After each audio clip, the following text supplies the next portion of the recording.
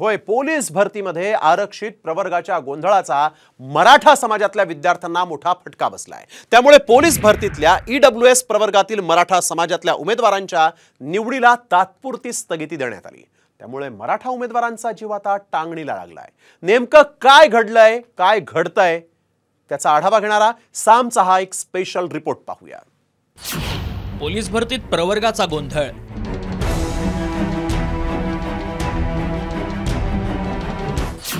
EWS मधील मराठा विद्यार्थ्यांना फटका।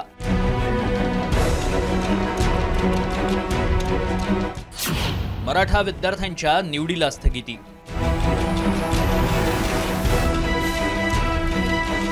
राज्यात मेगा पोलीस भरती सुरू आहे।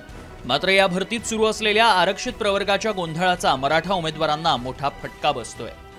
याच गोंधळामुळे नाशिकमध्ये पोलीस भरतीत EWS प्रवर्गात निवड झालेल्या मराठा समाजातील भावी पोलिसांची उमेदवारी स्थगित करण्यात आली आहे। कारण या उमेदवारांची SC-BC आणि खुल्या प्रवर्गात निवड करण्याच्या सूचना देण्यात आल्या होत्या।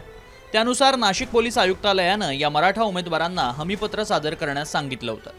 मात्र यातल्या काही विद्यार्थ्यांनी हमीपत्र देण्यास विरोध दर्शवला।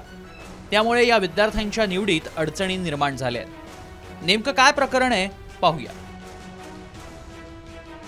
पोलीस भरतीत मराठा उमेदवारांची EWS प्रवर्गातून निवड, शासनाच्या खुल्या आणि SC-BC मधून निवडीच्या सूचना, काही मराठा उमेदवारांचा प्रवर्ग बदलण्यास आक्षेप, 6 पैकी 4 उमेदवारांचा हमीपत्र देण्यासही नकार, नाशिक पोलीस आयुक्तालयाची वरिष्ठ कार्यालयाकडे धाव, शासन निर्णय होईपर्यंत उमेदवारी स्थगित ठेवण्याच्या सूचना।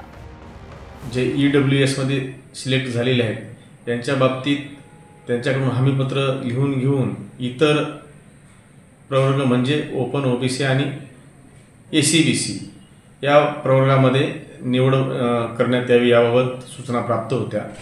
वरिष्ठ कार्यालयाकडून त्याची उमेदवारी रद्द न करता केवळ त्या प्रवर्गातील उमेदवारांची जी प्रक्रिया आहे ती स्थगित करण्यात यावी अशा सूचना प्राप्त झालेल्या आहेत।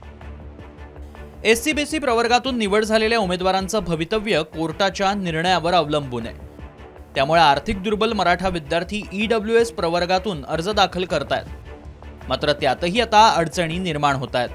त्यामुळे मेहनत करूनही अशा मराठा उमेदवारांचं भवितव्य टांगणीला लागलंय। ब्युरो रिपोर्ट, साम TV।